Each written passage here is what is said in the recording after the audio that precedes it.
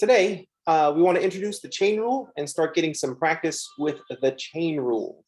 This is one of the big three rules for finding derivatives: the product rule, the quotient rule, and the chain rule. The product rule is for products and the quotient rule is for quotients. That's not surprising at all. But the chain rule is for a composition of functions. So the chain rule is the rule for taking derivatives of a composition of functions.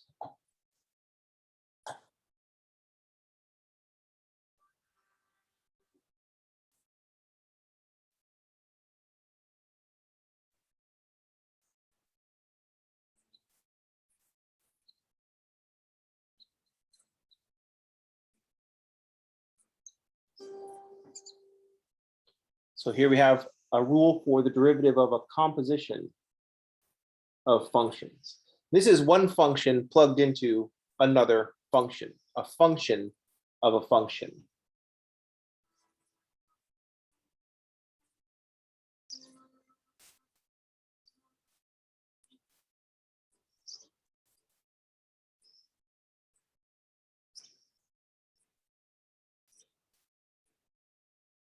So here we're going to have one function plugged into another function.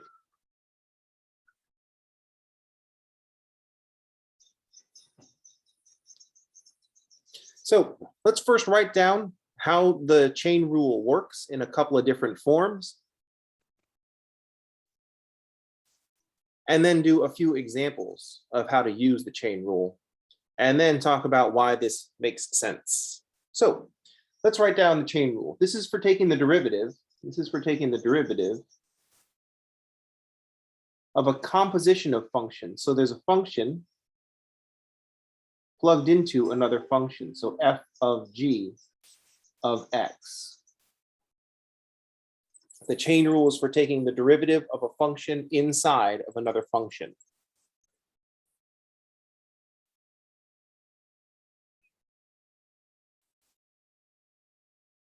So the way we take the derivative of a function plugged into another function, a composition of functions, we take the derivative of the outer function with respect to the inner function. So we take the derivative of f with respect to g. That is, take the derivative of the outside, leaving the inside alone. And the chain rule says all we have to do now is multiply by the derivative of the inside.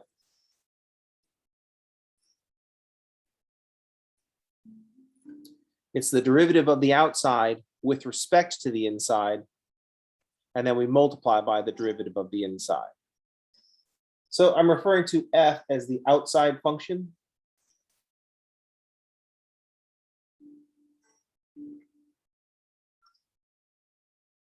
And g is going to be the inner function.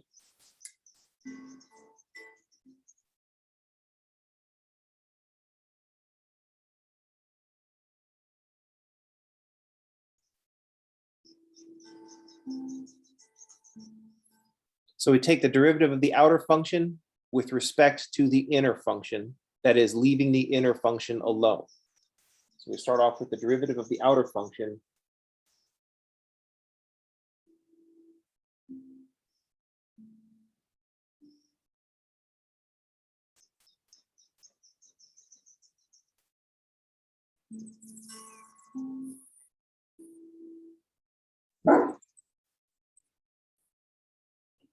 So the derivative of the outer with respect to the inner, that is, leave the inside alone.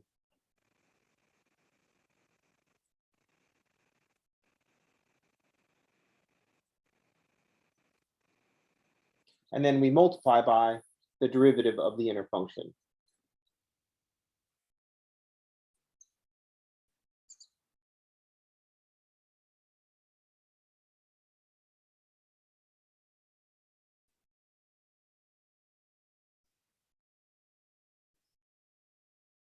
This is the chain rule.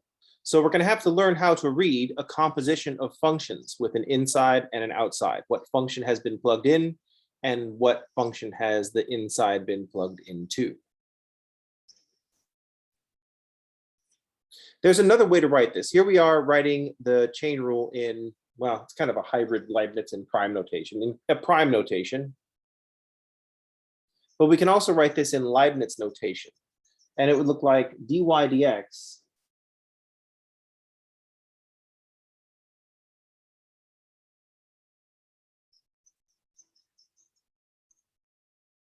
is dy du times du dx. Here we're reading y ultimately as a function of x, but there's a function in the middle. Y is a function of u, and u is a function of x. So we just have to multiply the two derivatives, dy du and du dx. This is the derivative of the outside, leaving the inside alone. And du dx is the derivative of the inside.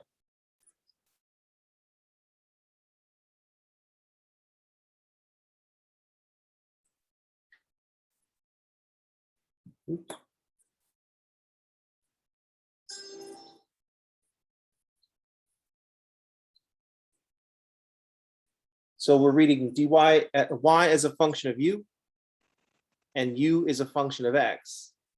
Here's how we find the derivatives.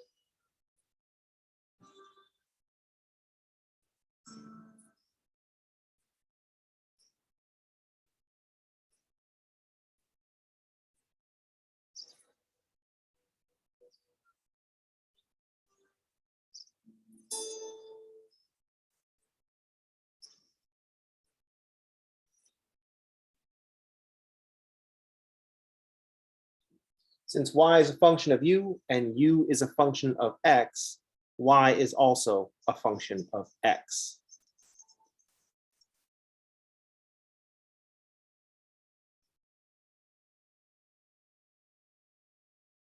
So let's look at some examples.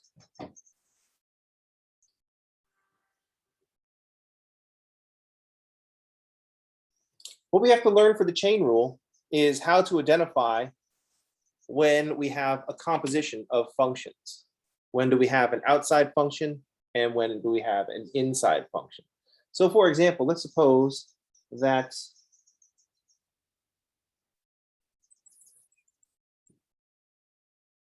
p of x is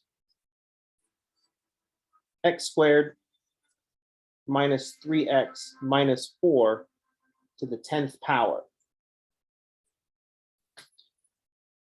If we wanted to, we could just multiply out x squared minus 3x minus 4 to the 10th power.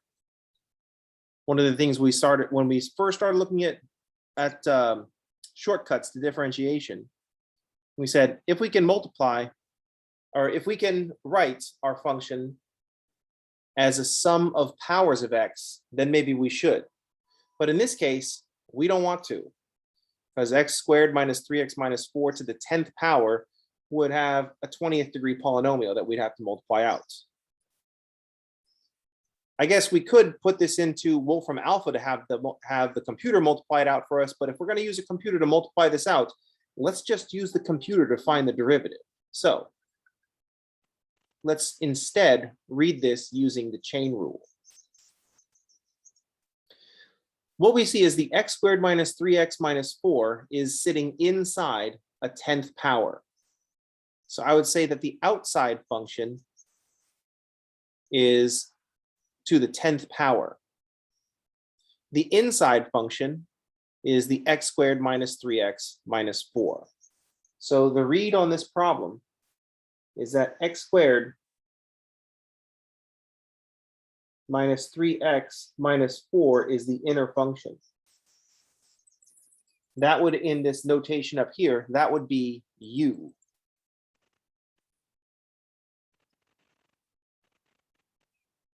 All that is being raised to the 10th power. So if I read x squared minus 3x minus 4 as the inner function as u,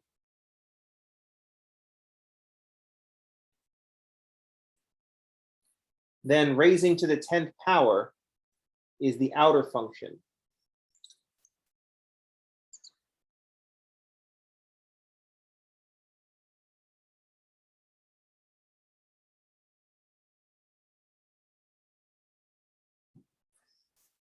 So the 10th power represents the outer function, and x squared minus 3x minus 4 is the inner function.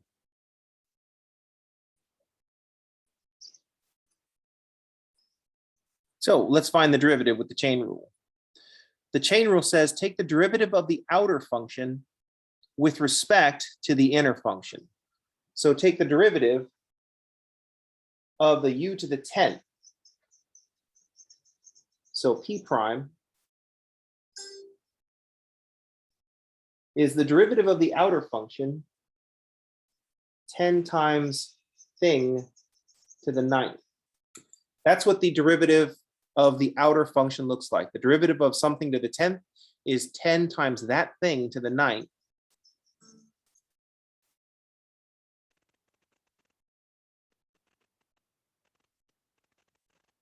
And the chain rule says multiply by the derivative of the inside.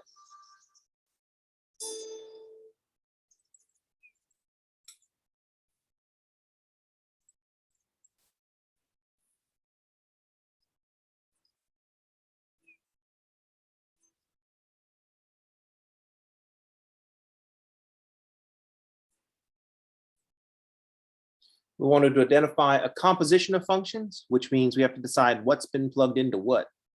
In this case, x squared minus 3x minus 4 has been plugged into u to the 10th. So y as a function of u is the u to the 10th. U as a function of x is x squared minus 3x minus 4. So this first factor here would be the dy du, or in this case, we could say dp du. And then we multiply by the du dx.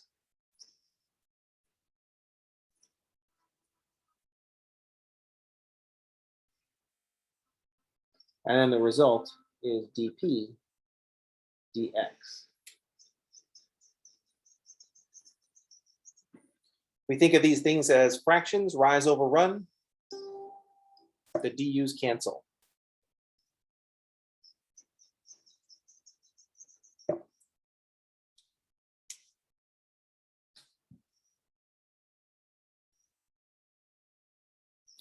All we need to do now is a few thousand more examples, and this will become second nature.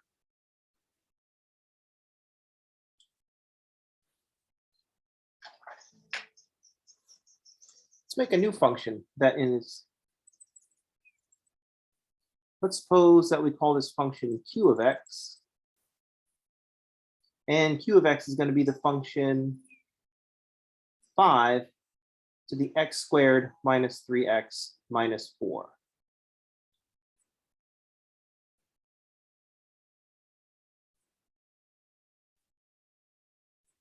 We want to identify a composition that where one function has been plugged into another function. We have an inner and an outer. If we look at the first thing that happens to x, that's going to tell us what the inner function is. First, take x and run it through x squared minus 3x minus 4. So that tells us that our inside function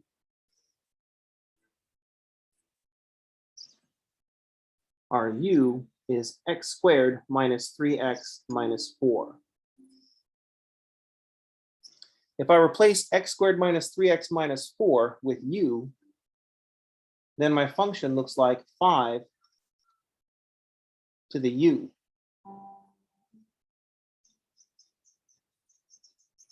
So our outer function is 5 to the u. So first, to find the derivative, we'll find dy du, the derivative of the outer function with respect to the inner function. Then we'll multiply by the derivative of the inside.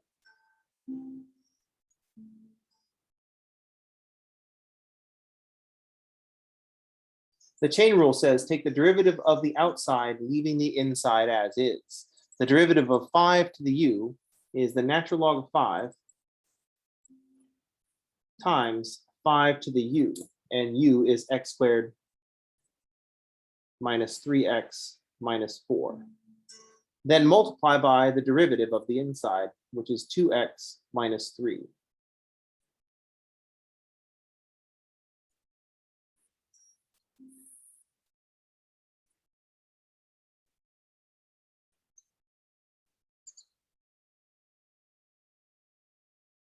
So like before, we have this first factor, or first two factors, I guess, is the dy du, and then we multiply by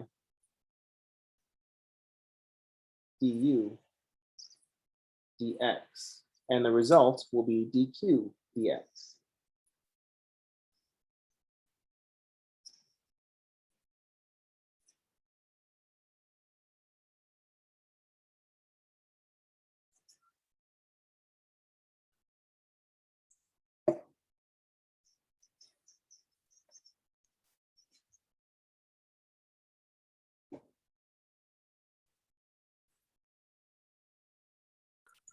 Professor, I have a question. Yeah. So how do you determine which one should be like the outside function and the inside function? Because like in the previous problem, I understood it, but this one is a bit confusing.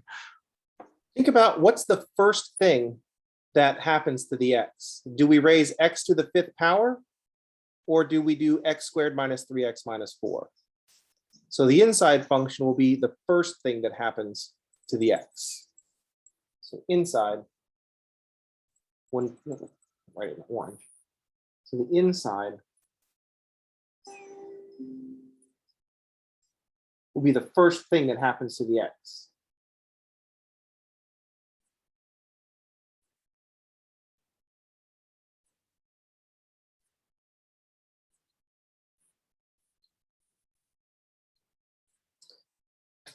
That's kind of a quick and dirty way to determine what your inside function is going to be. What's the first thing that happens to the x in the order of operations?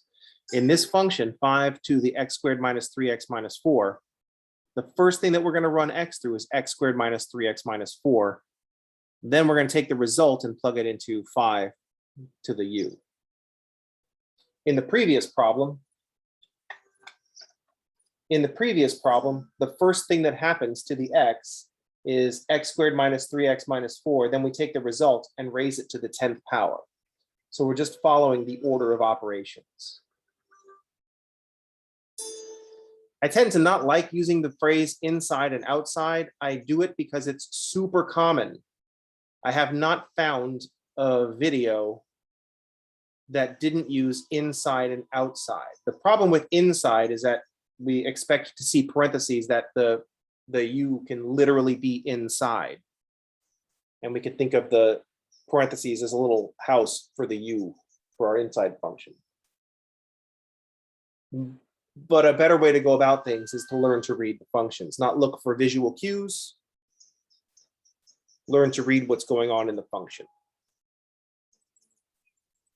And so this is the idea that I came up with. What's the first thing that happens to the x? And do we take that result and plug it into some other function?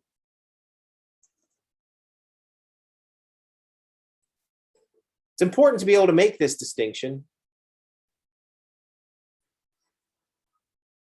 because now we've got things like the product rule and the chain rule running around together. So if I have some function, let's call it r of x. If I have a function that looks like 5 to the x times x squared minus 3x minus 4, now we're not looking at a composition. Because when we substitute an x into this function, we raise a 5 to the x power, then we take x through x squared minus 3x minus 4, and then we multiply the two results. We don't take one result and plug it into the other result. Here we use the product rule. So this is a product rule problem.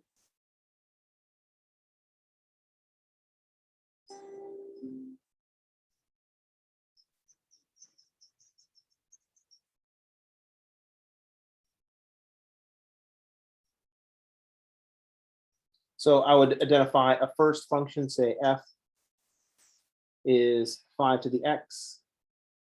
So f prime is natural log of 5 times 5 to the x, and g is x squared minus 3x minus 4.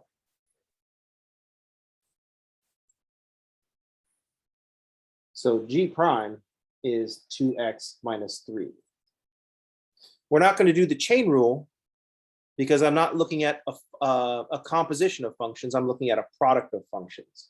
So the derivative will be the derivative of the first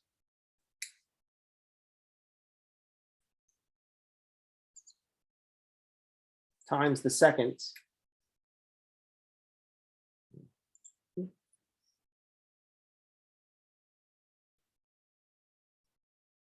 plus the first times the derivative of the second.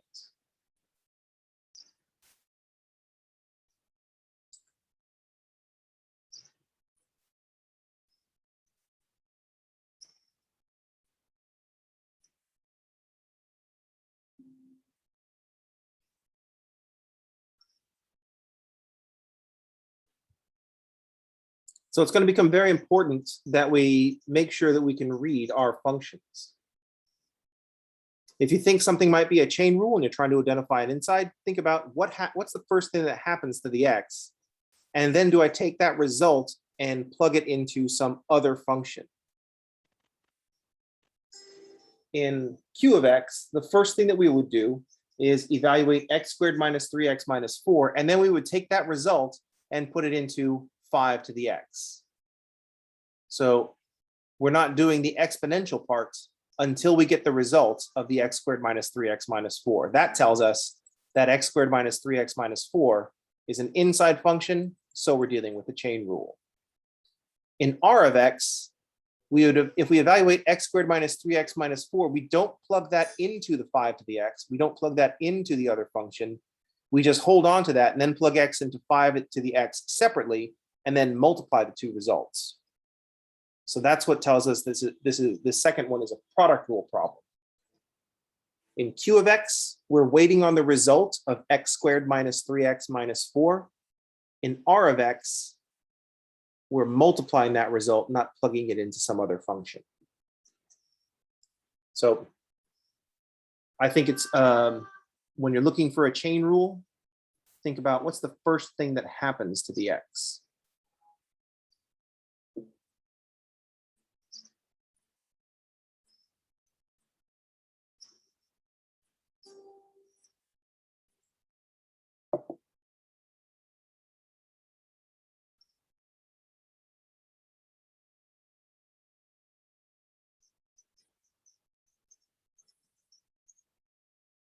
Any other questions?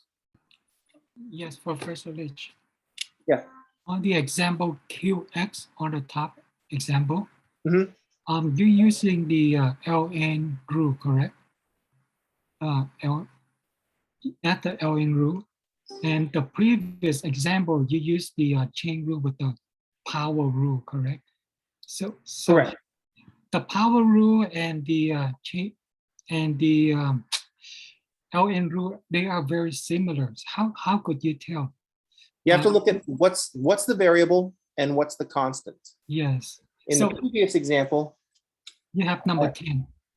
I have u raised to the 10th power. Yes. The base is the variable. When the base is the variable, that's when we use nx to the n minus 1. So the base is variable, the exponent is constant. This is a power function. So that's Okay. power function. So in a power function, the base is variable. And we use the power rule. If the LN rule, the base will be. The base is constant. Oh, okay. So in an exponential function, the exponent is variable. Oh, okay. I think I get it.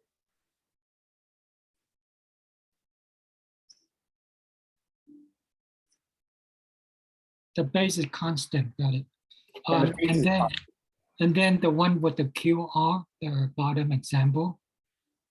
Here is the product rule. So F, you use the LN rule. Mhm. Okay. If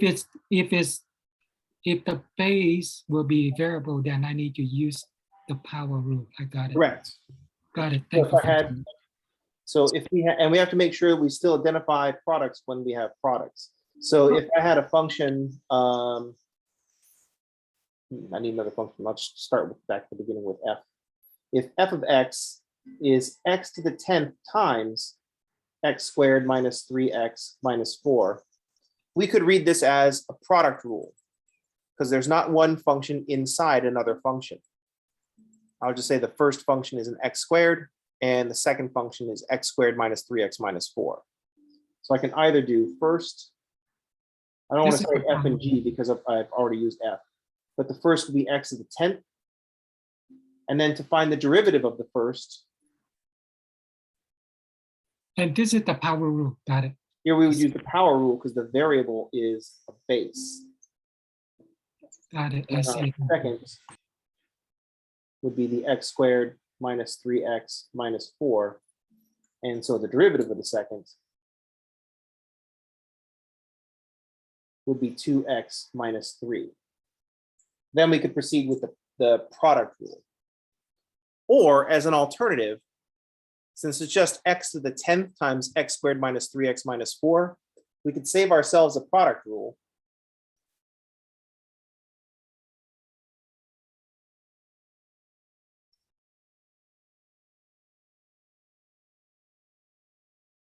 And just write this as x to the 12th minus, spelled 12 wrong, minus 3x to the 11th minus 4x to the 10th. And then just use 3 applications of the power rule. So here's our function f.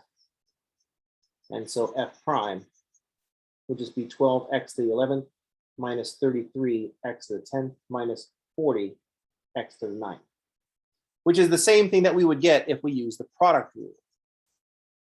Over here, f prime of x would be the derivative of the first times the second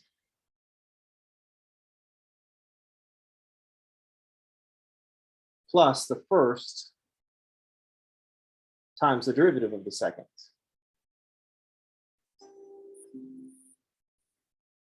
And if we multiply all this out,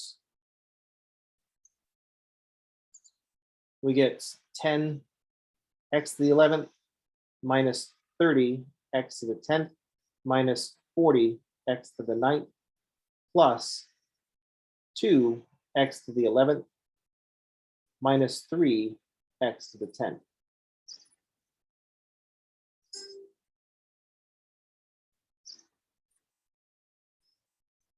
Professor Lich, how did you get 10x to 11 on the bottom? This one, I just used the distributive property. Oh, distributed.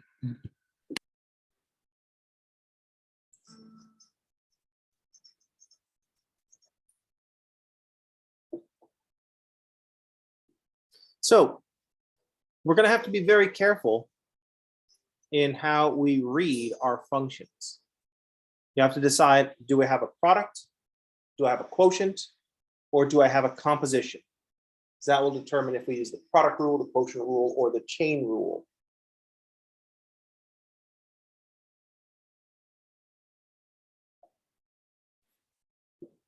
There's a question on a homework problem. And so let's grab that one. It's an exponent. There's an exponential function. This is section 3.2, the first question.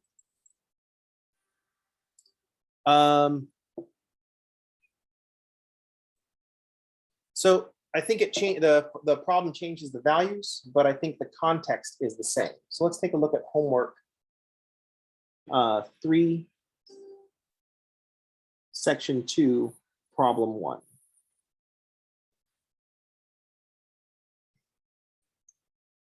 So it says with yearly inflation of 7%, that seems pretty high.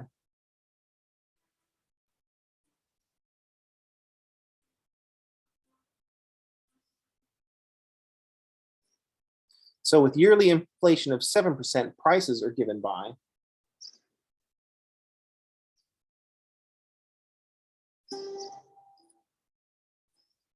P of t is P naught times 1.07 to the t. Where where P0 is the price in dollars at t equals 0.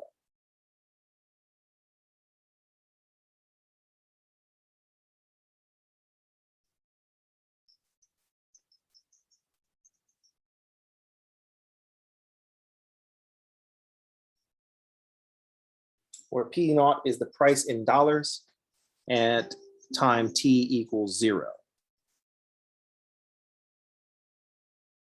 So the question says, suppose that P naught, suppose P naught is equal to 5. How fast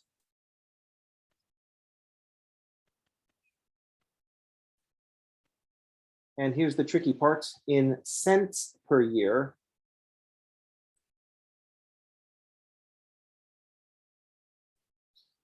our price is rising.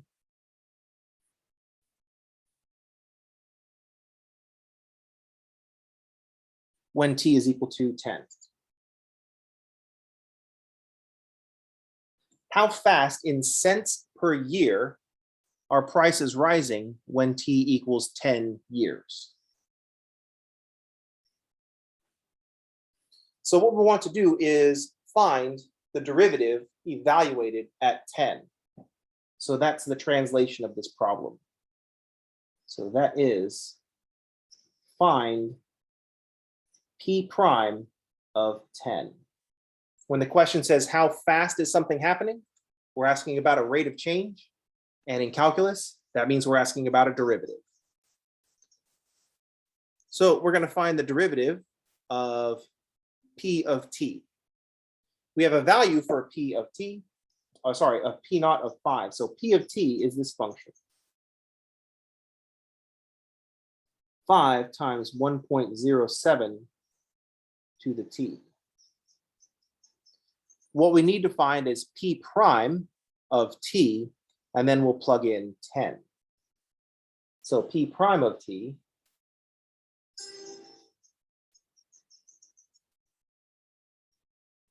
five is a constant multiple, so I'm just going to drag it along.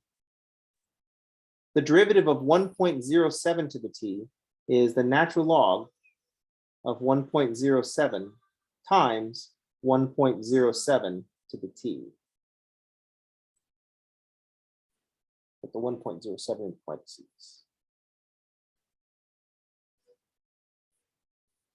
Notice that the 5 is not being raised to the t power. So I don't do 5 times 1.07 and then raise to the t power. The first thing that happens is 1.07 gets raised to the t power. I multiply the result by 5. I'm not using the product rule because 5 is a constant function. And the product rule will just say that take out that second term. So we're not worried about that. So here's a function that measures how fast the price is changing in dollars per year. So notice that P of t is being measured in dollars.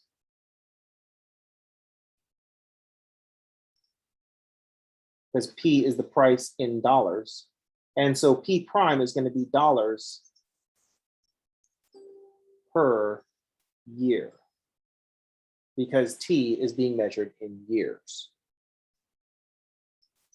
Units of the derivative will be the same as the units of the slope. Take the units of y, write the word per, and then write down the units of x. Here's how fast in dollars per year prices are rising at any year t. We particularly want to know what's going on when t is equal to 10. So I want P prime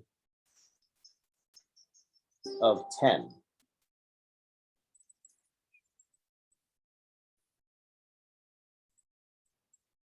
So I'm going to take 5 times the natural log of 1.07 times 1.07 to the 10.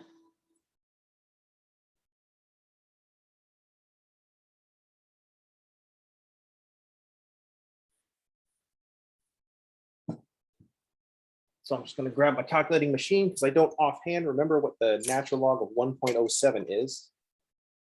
I also don't know what what 1.07 to the 10th is, and I'll just ask my calculator for 5 times the natural log of 1.07, close those parentheses, and multiply by 1.07 to the 10th.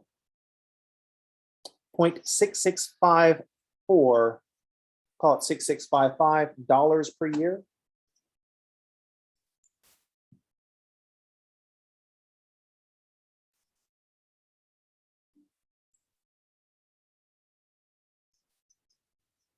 But the problem specifically requested cents per year.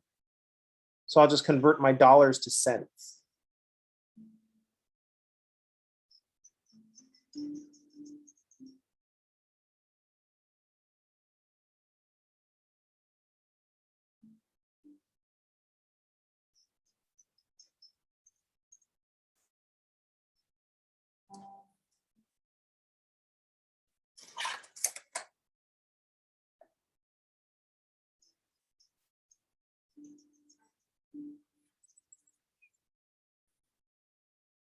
Any questions? Yes, Professor Lich.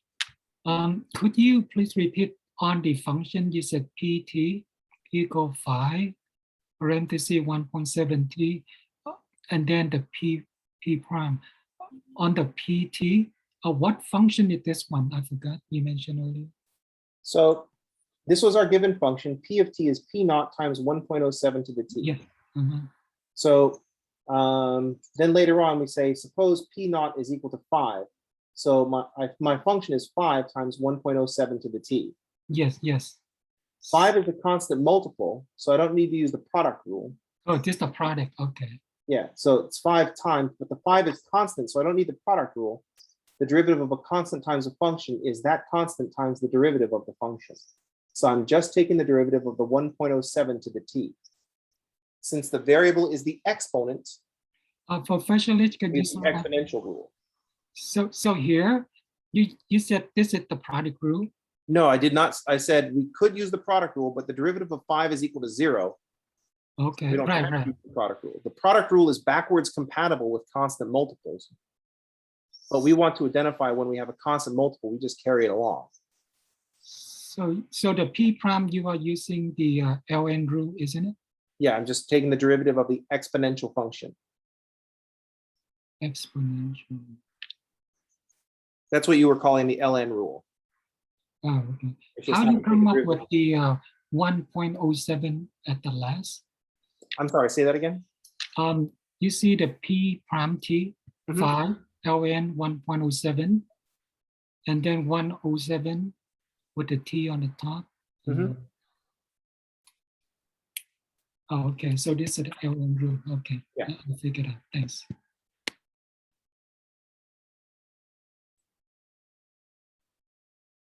Any other questions?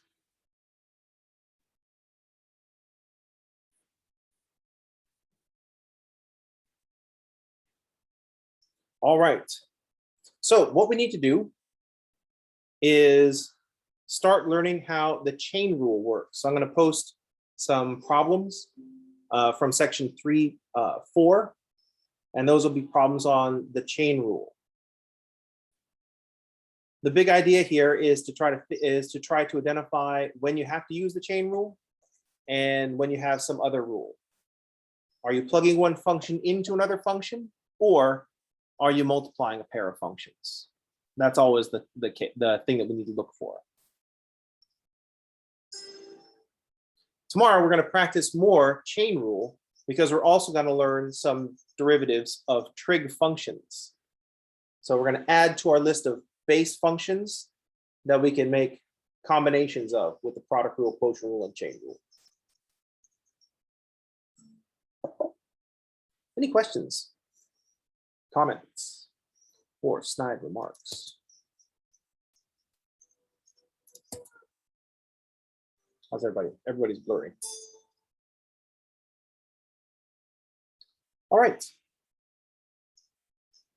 Take a look at the, there's going to be new homework showing up today, which will be about the chain rule. I don't know if there's going to be a part 1 and a part 2 because we're just working on the rules. The tricky part is that this seems like it's a lot to remember, but that's only because it's a lot to remember, and you have to remember all of it all the time in perfect detail. And while you're trying to remember all these new rules, you have to remind yourself how to read functions, whether you're dealing with a product, a quotient, or a composition. Those are all the tricky parts. In any case, the most important thing to do on any problem, especially when you're stuck, is something. You can't win if you don't play. You're not going to make it through your math classes if you're afraid of being wrong. Being wrong is the whole point. That's why we do this in a safe environment where there's no penalty for being wrong. I don't punish you for being wrong. I just make you do the problem over again. I give you another opportunity to do the problem. I think too often we read homework as being some kind of punishment, which is a very bad idea. It's like when high school teachers, I heard this a lot, and when the students are misbehaving, they assign more homework problems. Great way to make homework even more negative than it already is. Great way to cast homework as punishment instead of practice. When I assign homework and the homework shows up and you have to do some problems, stop thinking of it as you have to do some problems and think of it as I get to do some problems. I have some problems that were chosen for me to practice on. I get to practice on them now. You know what I mean? You're trying to learn a thing that requires practice. Any questions? Comments? Snide remarks? No one ever takes me up on snide remarks. I think students are worried that if they make some kind of snide remark, then I'll downgrade them for some reason, which would be super petty. You know what I mean? Anyway, I think teachers grade on some weird scales. Like some teachers like boost students' grades up because they worked really hard. It's like, oh, that's crazy. Are you doing that for everybody? If you're not, then you're playing favorites. And if you are doing it for all the students that that are working hard, how do you know that they're working hard? What if there's a student that's working really hard, but you just can't see it? What if they're working really hard? They're putting in the same amount of efforts, but they're not doing it in front of you.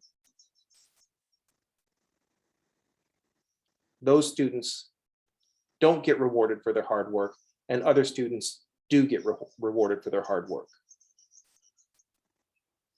You know what I mean? Plus, if you're going to reward hard work on one hand, are you also going to punish laziness on the other hand?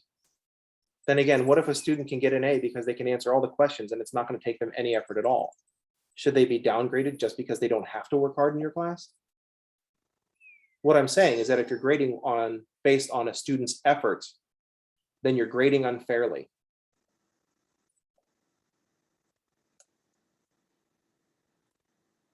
Don't do that. Grade on the results. Anyway, what are we talking about? All right, that's going to do it for today.